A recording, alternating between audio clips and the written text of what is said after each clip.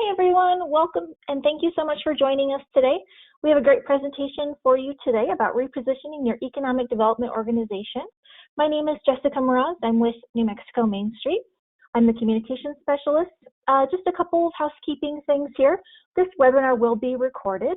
I will send you a follow-up email with that recording video link. You can share it with your colleagues. On the right-hand side, you should see a handout tool, and you can download the presentation there and follow along. We will be taking questions at the end, and you can type your questions in the questions panel or in the chat box. As I said, New Mexico MainStreet is a program of the New Mexico Economic Development Department with the main goal of downtown revitalization and redevelopment. So on the map, you can see the associated Main Street and arts and cultural districts, as well as frontier and Native American communities across the state. So New Mexico MainStreet is a program of EDD, and you can learn more about EDD at gonm.biz. This webinar series is an initiative to help small businesses during this crisis. Another initiative is the Buy NM Local website. So you can support local businesses at buynmlocal.com, and you can register for our future webinars. So we have several scheduled, and you can register for those on our website, nmmainstreet.org. Now, I just want to give a quick plug about the census. It's really important that you complete your census and encourage your colleagues to do so as well. You can learn more about the census at icountnm.gov. Okay, I just want to do a brief introduction about our panelists today. Eduardo Martinez is the Organization and Leadership Development Revitalization Specialist. He has 35 years of experience in research, analysis, and planning initiatives, including 16 years with the U.S. Department of Commerce. Eduardo specializes in organizational assessments, strategy management, program and organizational design, nonprofit management, and board development. He's been with New Mexico MainStreet since 2012. Michelle Negretti is our Creative Economy and Cultural Planning Revitalization Specialist. For over 20 years, Michelle has focused on creative economic revitalization and redevelopment work in communities across the state. She is a registered architect and planner and principal of Strata Design. Now, I'm going to turn it over to Eduardo. Go ahead, Eduardo. Thank you, Jessica, and welcome everybody. We're glad to have you join us today. A little bit of overview of what I'll be discussing today. So first of all, the content of this presentation was really geared towards an audience of economic development organizations. We're happy to have everybody here today, and a little bit about what I'll talk about, what I'll cover today. First of all is inputs to the New Mexico economy and the players and what I'm calling now first responders in the economic recovery process for the state. A little bit of background context around what we're dealing with right now with COVID-19 and some of the other economic factors that are affecting our economy today. I'll transition into the work around how economic development leaders and organizations reposition their work. I'll talk about some key issues and activities and plans.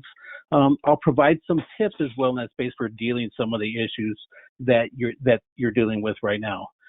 I'll get close to the end when I start talking about reopening New Mexico's businesses and what that looks like, and also present a little bit of information on what's happening in other states and what that looks like.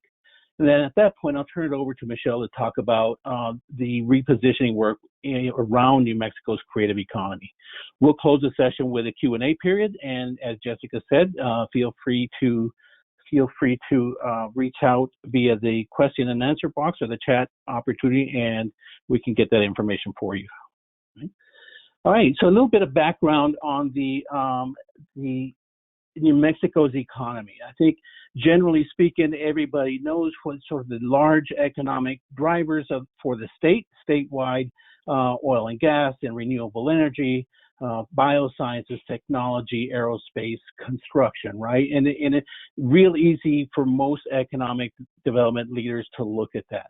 But we're fortunate in the state to have a pretty diverse economy, at least by way of what is available to the workforce and to entrepreneurs in the state. And I think when you look at what you're dealing with right now, every every business and every job counts and is critically important in this space. So part of my presentation is to remind everybody not to overlook all the diverse sectors of New Mexico's economy as well. And so let's talk about a little bit about the players, right, in the economic ecosystem of New Mexico.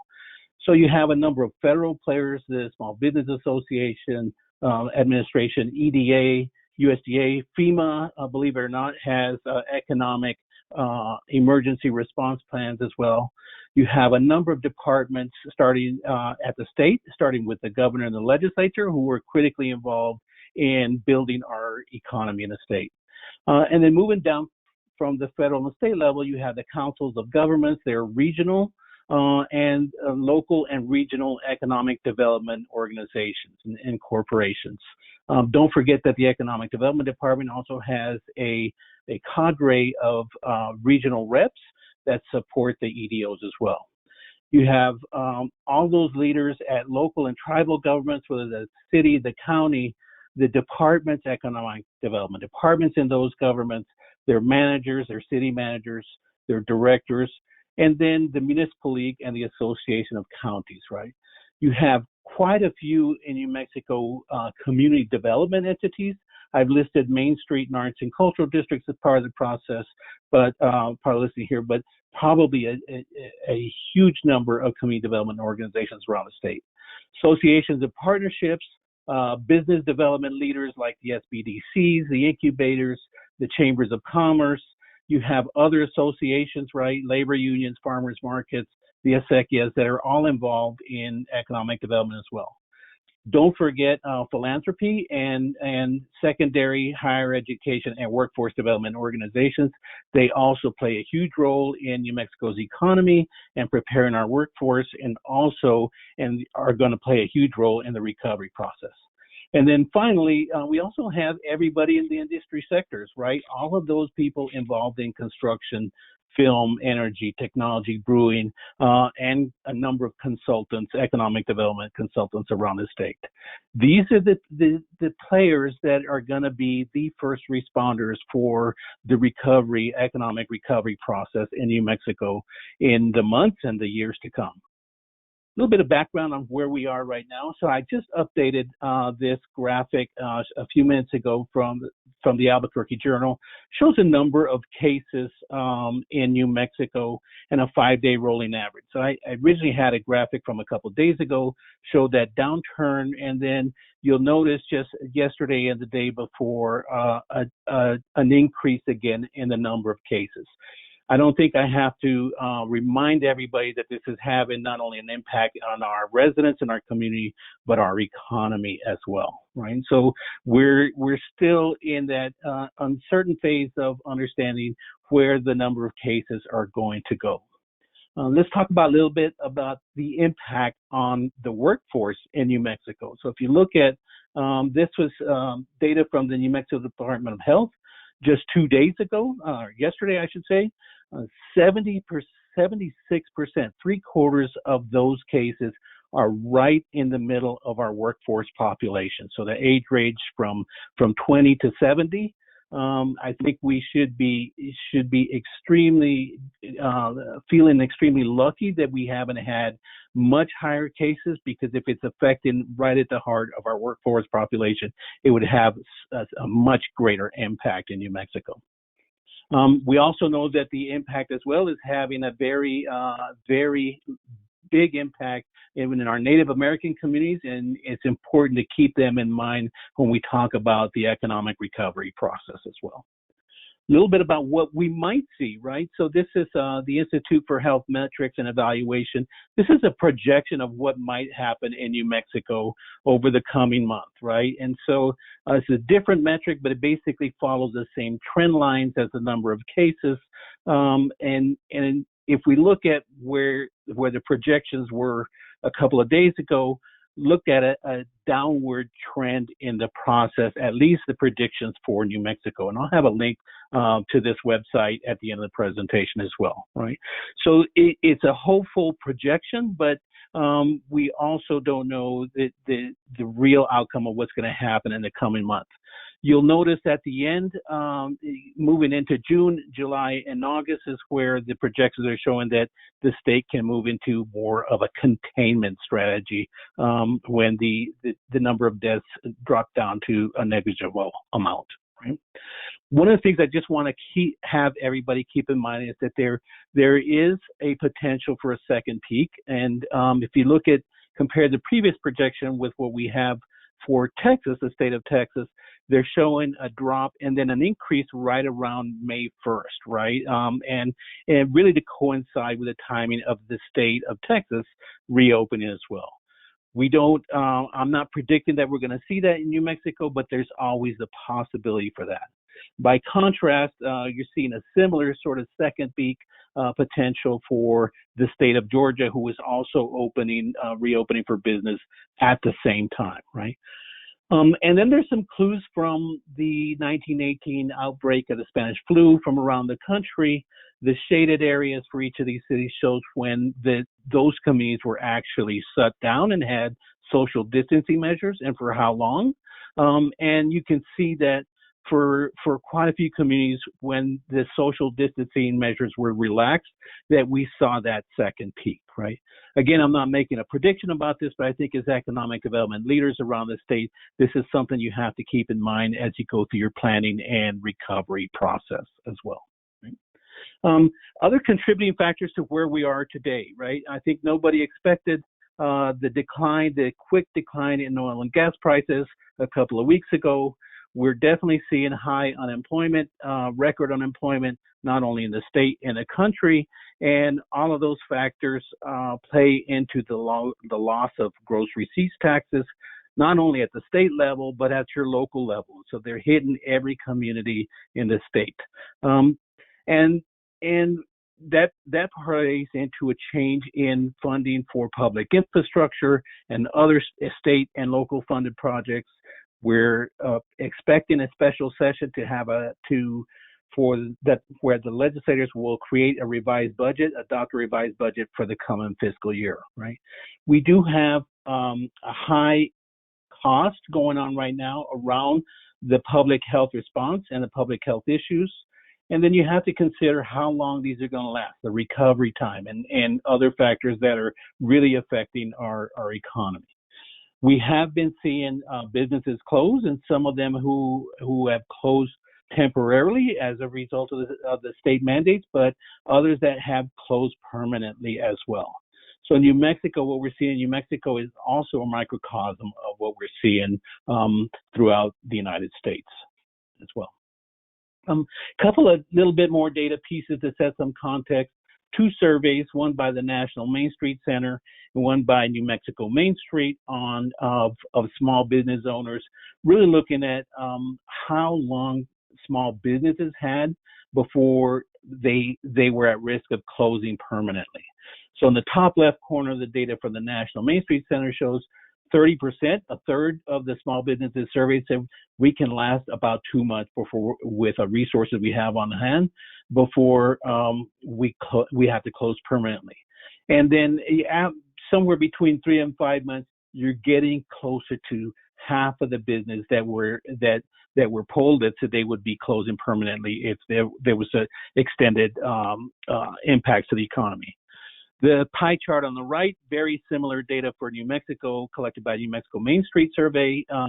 My colleague Sean O'Shea basically says that most small businesses polled in this state that participated in this poll can last until the end of May or maybe the beginning of the summer, but they're expecting that once it gets into the summer, if they have sustained closures or impacts, then it's really going to have a detrimental effect on their businesses and the economy as a whole. So let's talk about the role of economic development leaders in the response process, right? There are 5 key questions that I want you to consider. What infrastructure, and I'm not just talking about public infrastructure, I'm talking about economic infrastructure, including all those contributors that provide supports to reestablish economic functionality. What are the pathways to economic resilience? How are we going to adapt restore what we had and maybe even flourish in the future? How long is it going to take to reestablish that sense of normalcy? What barriers or hazards exist in the coming months that we're going to have to deal with? And then how are we going to work together to solve the economic challenges? So these are 5 key questions that I want economic development leaders to keep at the forefront of their mind, because it's going to inform their planning and recovery steps. The International Economic Development Council has established a website called Restore Your Economy, restoreyoureconomy.org. And they have created a leadership in times of crisis toolkit. It was first created in 2015. It has been updated in just the last month or so online to kind of reflect what's going on right now with COVID. There are 4 roles for all the economic development players that they talk about. First of all is that analyst educator role. It's monitor what's going on, be able to share information, create resources that businesses and business leaders can use in the economic recovery process. The second is to be that planner catalyst to start the recovery process and help restore the New Mexico economy. And so your work as a planner, as a visionary, as a designer of what that looks like. The third one is to fill those gaps that aren't being provided in other places. So maybe state and federal agencies might be working on big regional initiatives, but locally, all of our economic development leaders can fill some of the gaps in what's not being provided by other providers. And then finally is to be a connector and an advocate for the recovery process. It's important. You're not going to have all the answers for everyone, but it's important to keep connecting people to the resources and then advocate for what needs to happen in your communities. Right? So there's 4 main areas of your work, right? The IDC also has a couple of other areas that they've moved into. What are some of the strategies to build resilience to your economy? How do you encourage your local businesses to prepare to deal with what they're dealing with right now, and the restart process as well? And then what are the components of successful recovery plans as well? Right? I know all of you are in the middle of an incredible information overload.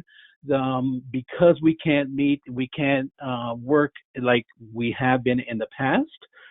You're getting quite a bit of information delivered right to your inbox and your computer.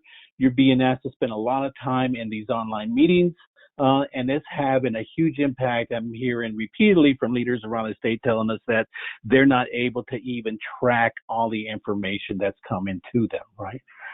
So I don't think this is unique to the networks we're in. I think this is something that we're seeing all over the country. A little bit about how you might want to deal with it. First of all, let's start with the information piece and the online piece. I think it's important that you have to take a moment to scan every piece that comes in, because you miss, if you just let it sit in an inbox or on a website, you miss an opportunity to share some information that somebody might need down the road, right? Take a quick scan, ask yourself, is this important to what I'm doing? Can it be applied here?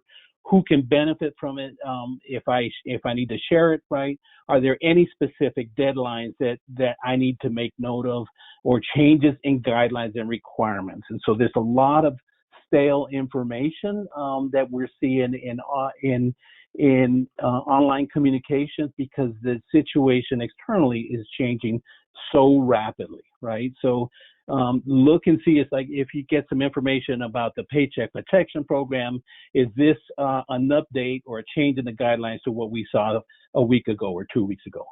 And then lastly, important for you all to find some opportunities to take a break from the online information that's coming at you nonstop right now, so that you can really focus on it when you need to go through it, right?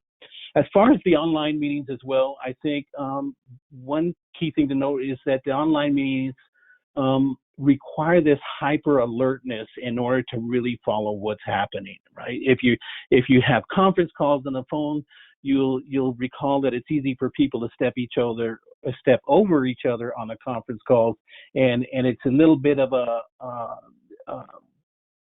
disjuncted process. The online meetings, get rid of that.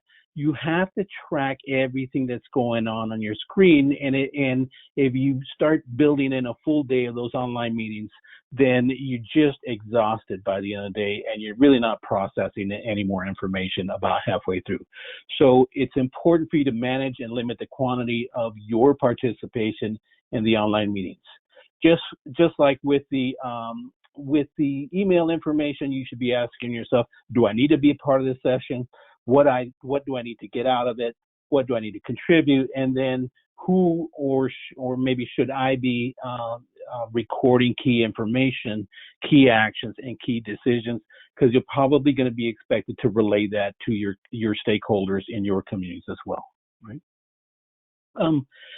Once you kind of dealt with everything that's coming into you, then you have a big role in distributing updates and information to those that need to hear it in your communities. And so you have to decide who to share it with, who can benefit, make sure you're sharing deadlines, right? I strongly suggest that if you're sharing information via email, that you put very clearly in the email header if there are deadlines, respond by this date, right? Or critical information on this one, so that the recipient gets a little bit of a help from you in the process to understand, oh, this is information I need to pay attention to, right? Know your audience. Who should you be sharing it with? Don't limit yourself. If you think it can benefit somebody that might use it, let them decide if they want to set it aside or act on it as well. If you're putting information on your website or you're keeping track in a document of key information and then sharing that, make sure you're managing that stale information, right? You don't want people bogging down in a website with information that doesn't apply, and that requires a constant attention to the work as well. Monitor, the other part of your role is to monitor, learn, implement, and innovate, right? Connect the resources, connect the money, the technical assistance, the leadership to help move things forward. Start with those in your domain of work, right? But build partnerships with those and people in other areas to maximize the impact around the state. You're going to have to kind of monitor the data and collect data, especially when we get to the recovery process, because it's going to be important for you to relay not only is this concept or this recovery step working, but here's the data that backs it out, right?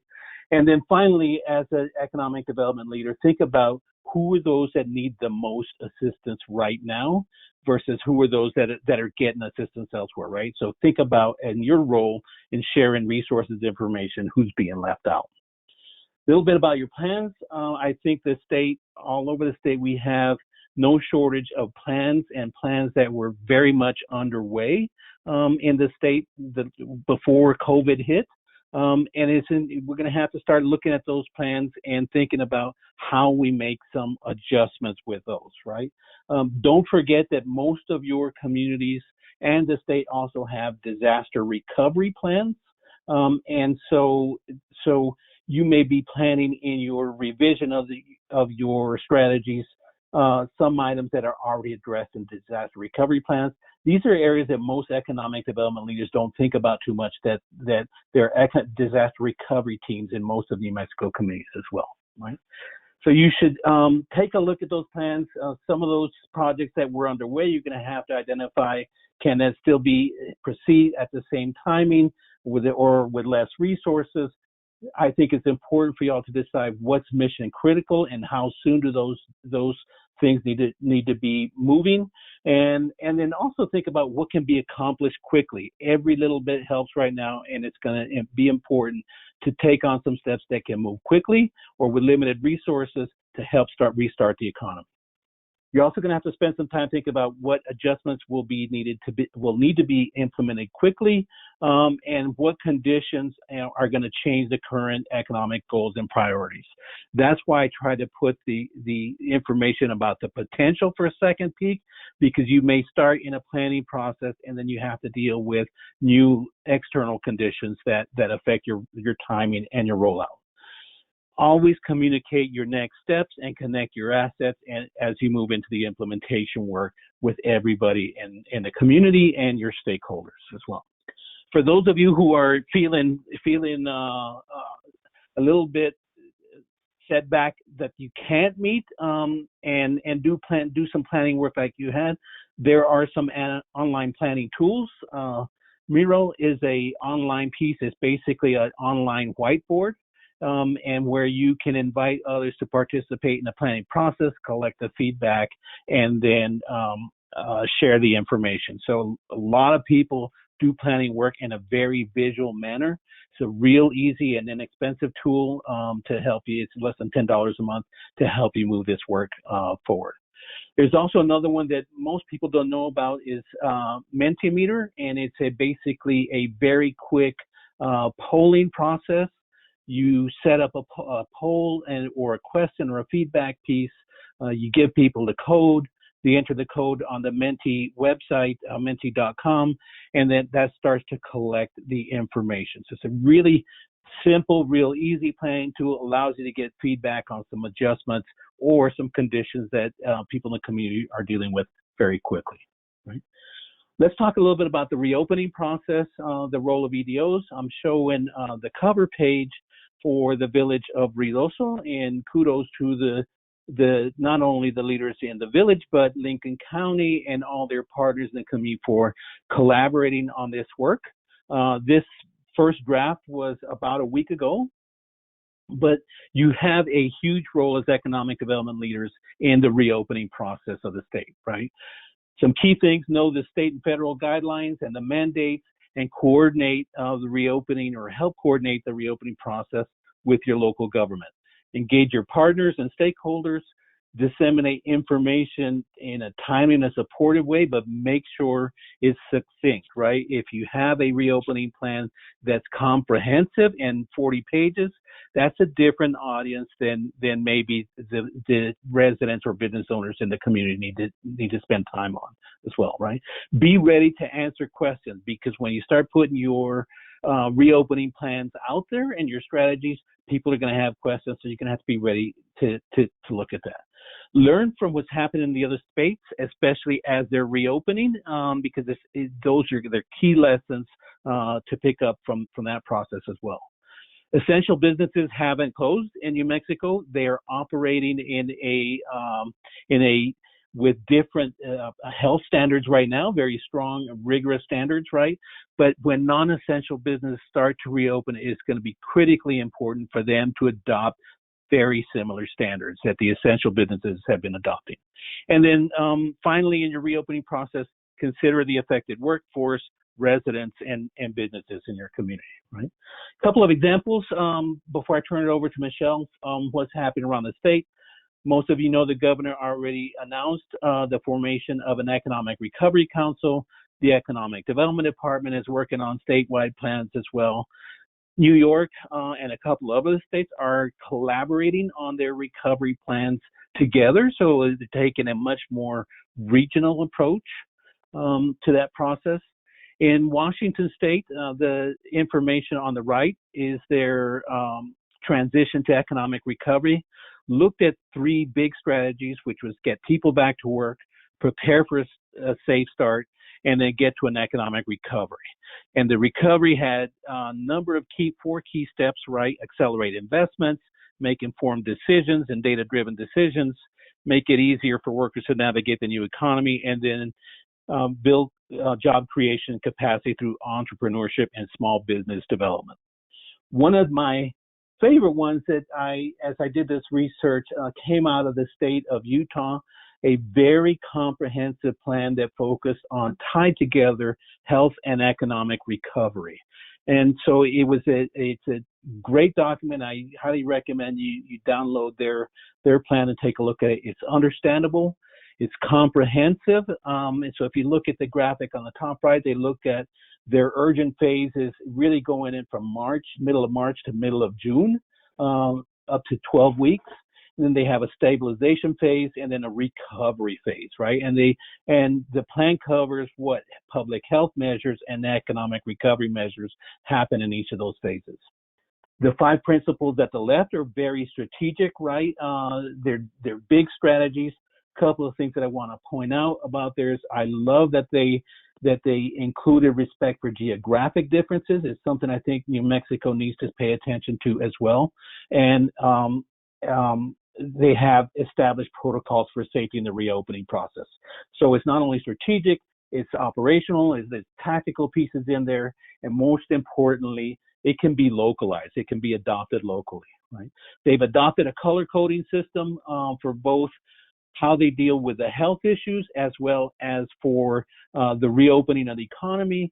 And then they established a process by where it could be adopted not only statewide, but regional, even by county or community. So I think it's a great example of how a reopening process can be managed and how the local economic development leaders can engage it.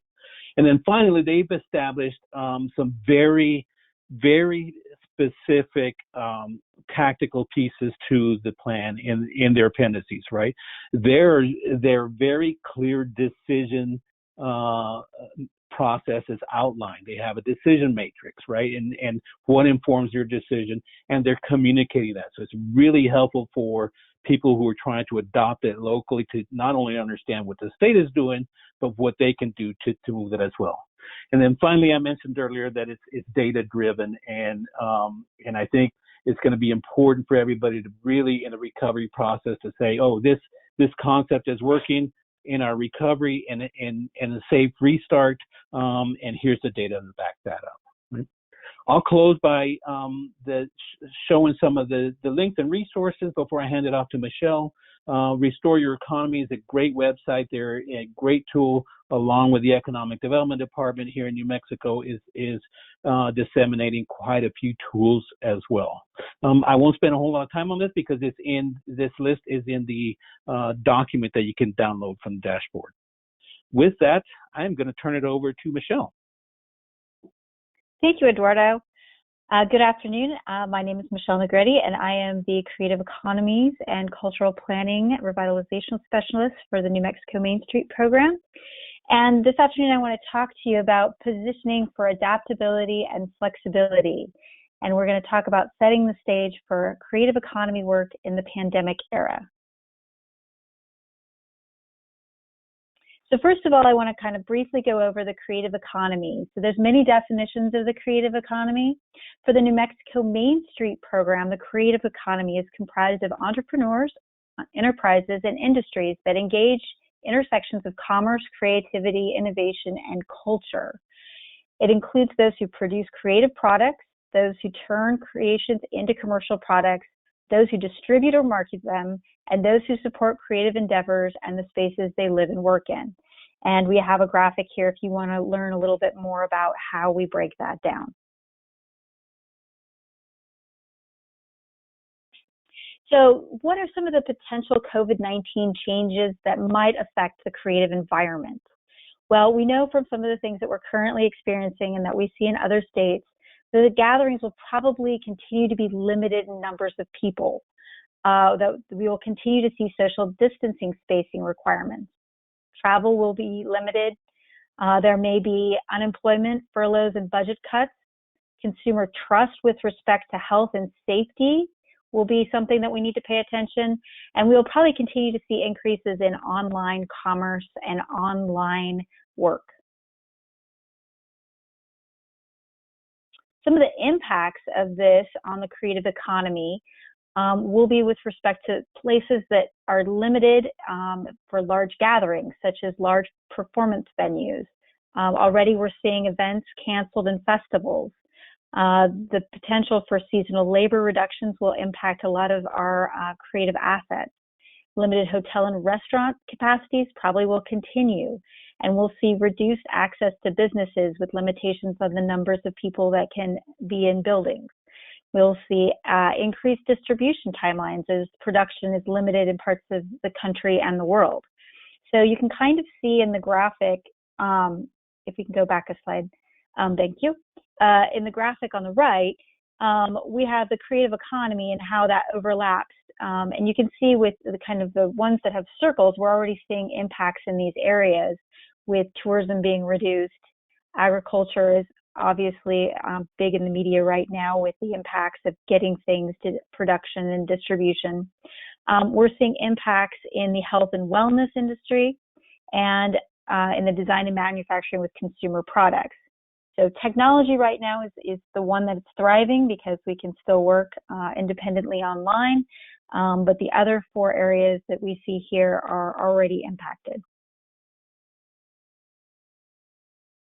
So some challenges that we need to consider when we're thinking about the creative economy is that we have a lot of independent people that are not in large businesses.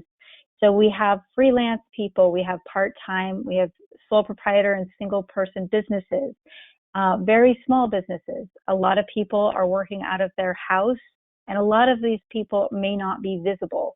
So we need to kind of think about how we're going to be reaching out and including these people and these businesses as we rebuild the economy.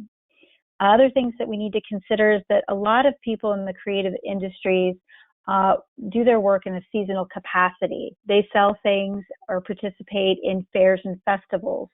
A lot of work is outlined around performances, and the venues are closed. People rely on galleries and openings to get their work out and to showcase. Markets are another way that a lot of people are doing business that won't be as accessible. And finally, online. We need to help people transition their businesses to online platforms. We need to think about some of the resources that are typically helping our creative economies. Nonprofits may see a reduction in funding streams. A lot of the patrons that are going to see our artistic events may not be able to go, and so those season tickets are no longer providing the financial resources for those programs.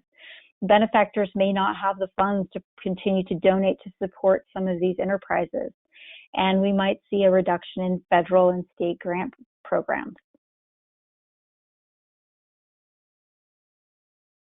So we need to reposition to leverage existing creative assets. So in a lot of places, we've been thinking about bringing new businesses and outside businesses to our communities. And we need to reposition to a current priority of supporting our existing and cultivating new businesses within our communities.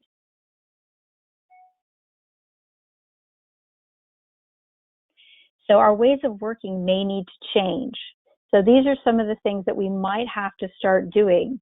We might think of being more outreach organizations, doing needs assessments, network development, and business transitioning. We need to be problem solvers, looking for new solutions to adapt to our health measures. Service and product delivery methods may need to be revisited. Access and opportunity on how to engage businesses in our new economy. We may need to become more advocacy focused, policy recommendations, finding funding streams, and educating our consumers on how to navigate our new environment. We need to think about developing a workforce, job training, business development, and business succession planning to help our businesses in the creative economy.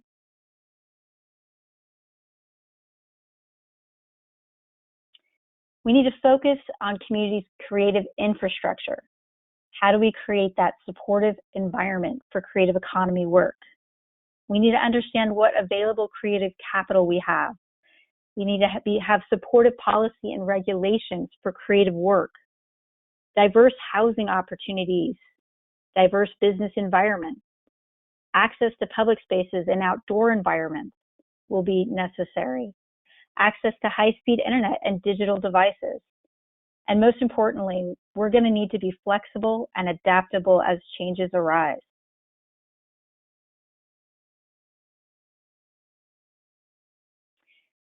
So I want to give an example for preparing for shifts, talking more about adaptability and flexibility.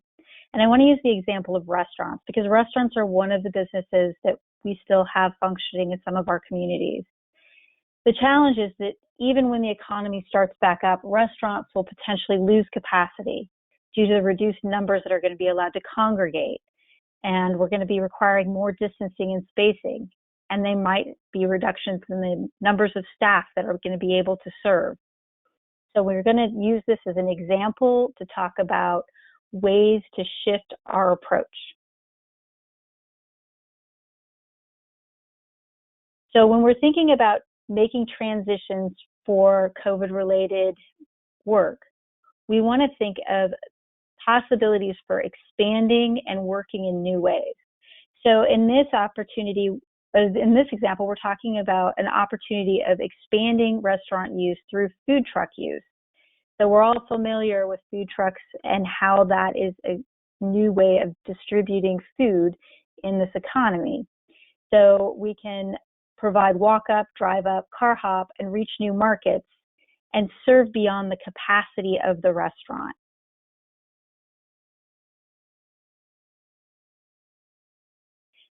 So this example, we want to think about, how do we implement this? Do we have the appropriate policies in place? Do we have the zoning? Is the use allowed? Where can and should this use be located? Who regulates this and who inspects this? What insurance can cover this? And how can this market? Now remember, we're using this as an example of a transitioning piece. This is a way to start thinking about what kinds of businesses we have and what ways we can help them mobilize and what we need to do to set the stage for that to happen. So we also want to think about, are the assets available to develop whatever strategy you're coming with to deploy and help your business thrive?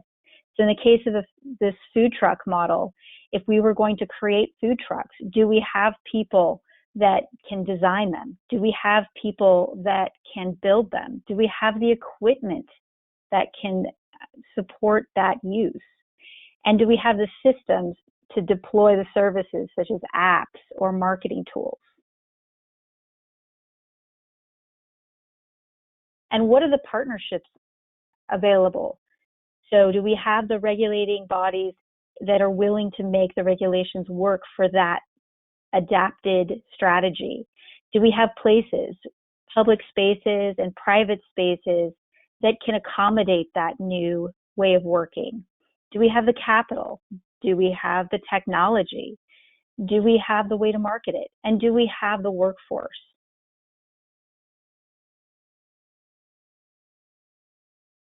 And what are some of the opportunities to grow the networks once this builds and becomes successful? Can we grow off of this and use it to facilitate other enterprises and other businesses?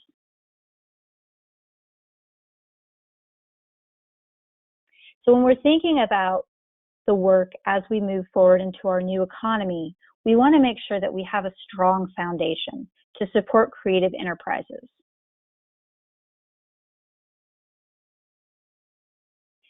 So we want to reposition to think about our priorities, who are our players, and what partnerships can we use to move forward.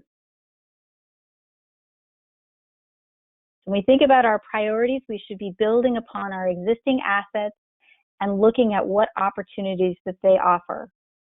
And then we need to see what kinds of players can help move that forward, who has access to capital and resources, who are our decision makers, and who are our entrepreneurs.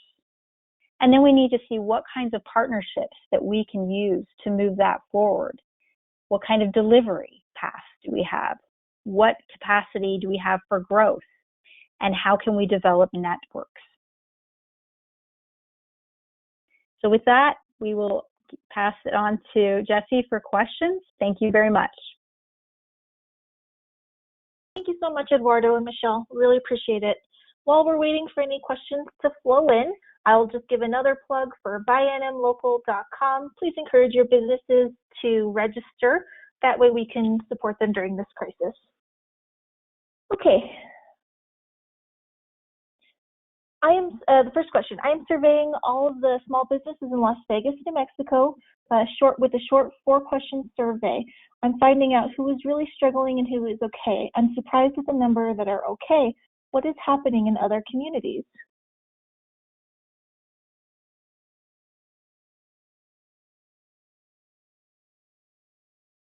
I'll jump in first, and I think what we're seeing in other communities is we're still in that early phase where, so what you might be seeing in Las Vegas is you're still in that early phase where communities, some business owners have the capital to kind of weather this short-term period. What we are seeing in some of the other communities is very similar dynamics. You have those businesses that are being that are able to weather this in the short term right now. While they may be closed, they're using this opportunity to plan for their opening and their next steps. We are seeing particularly a number of small businesses that are starting to shut down permanently, and more as time moves forward, right? With every day that's added to the shutdown, and we're seeing more businesses start to shut down, especially in our smaller communities. And I think it's important to keep in mind that we're probably going to see this trend a little bit past the reopening period as well, because just because we're able to reopen those non-essential businesses doesn't mean all the customers are going to come back quickly, right? That really the public trust in what's going on the public health issues is going to drive that as well. And so I think it's pretty diverse from one community to the other. Some communities are doing a really good job, especially with their small businesses, in shifting and transitioning to their online or other options for sales as well. And that's helping in the process at this time. And Michelle, I don't know if you have anything you want to add to that. Sure. I just would like to add that we have the New Mexico MainStreet program has been surveying voluntarily businesses throughout the state, and we update our report weekly.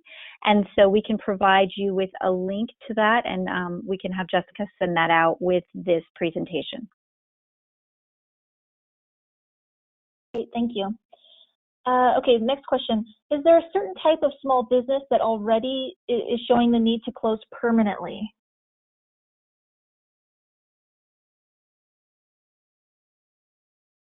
I think a lot of the things that we've seen in our survey are relating to small service industry businesses that are struggling, primarily salons and places that have very specific clientele, such as formal wear.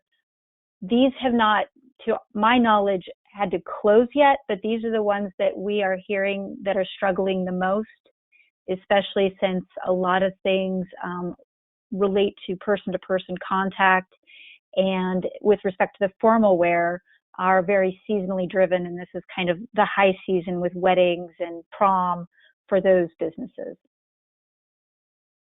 I would add as well that a number of small businesses are able to stay open right now, but it doesn't mean the impact hasn't happened, right? We have seen a number of small businesses have to release their employees in order to staying open a little bit longer as well. So the impact is not just that the front doors are open or not, but we may already be seeing a big drop in the number of employees at these businesses, and you can see that showing up in the number of people filing for unemployment claims as well. And I think one more thing to add to that is that the surveys are also indicating that the concern is being able to pay for the rent, and a lot of people are maintaining their employees, but they're still not able to generate money to cover their rent.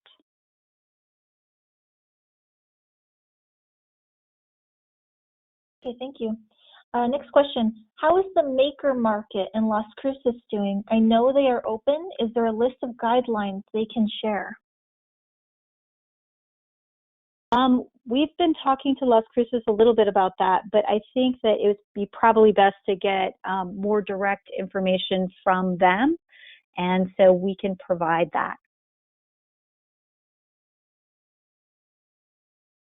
Okay, great.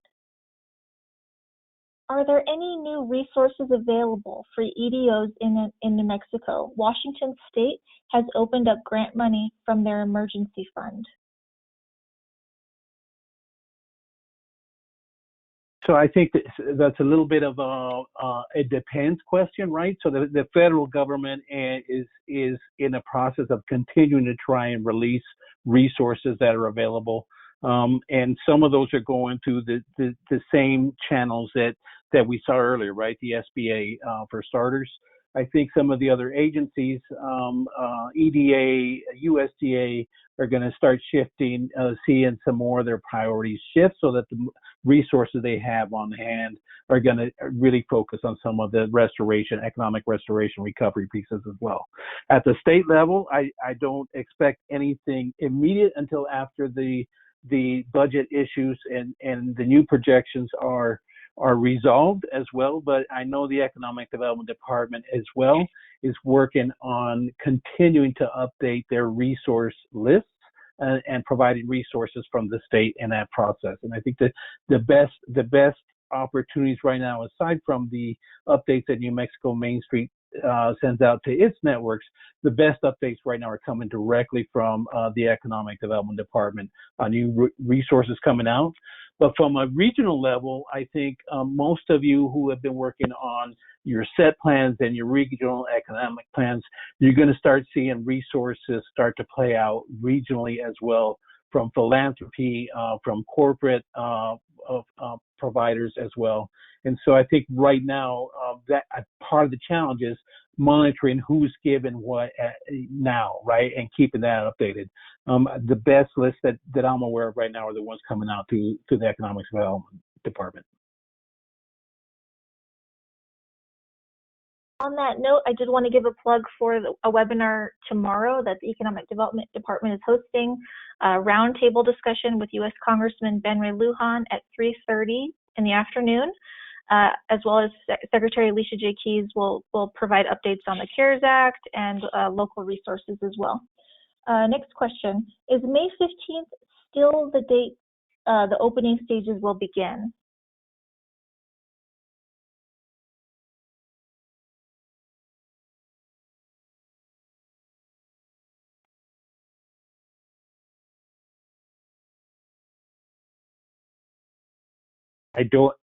I'd like to say May 15th, but I am not convinced that right now that is the published date.